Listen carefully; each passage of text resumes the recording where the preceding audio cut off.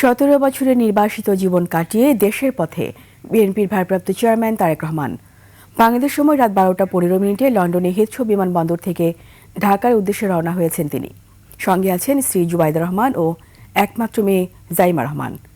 শাহেদ শফিকের সহায়তায় বিস্তারিত আসিফ সুমিতের রিপোর্টে।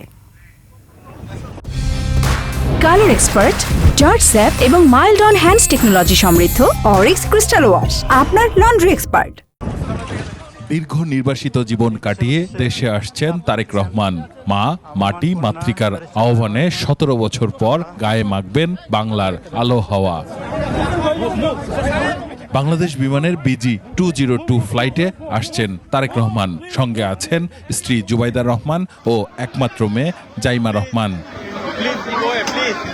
বাংলাদেশ সময় বুধবার রাত 8টায় তারেক রহমান হিথ্রো বিমানবন্দরে পৌঁছান। সেখানে তাকে এক নজর দেখতে ভিড় করেন যুক্তরাজ্যের নেতাকর্মীরা। অনেকে তার সফরসঙ্গীও হন। বৃহস্পতিবার দুপুর 12টা নাগাদ দেশের মাটিতে পা রাখবেন বিএনপির ভারপ্রাপ্ত চেয়ারম্যান।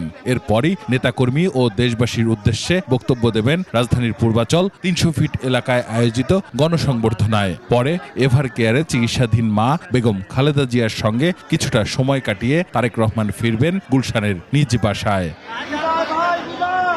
আসিফ সুমিত, 21 টেলিভিশন, ঢাকা।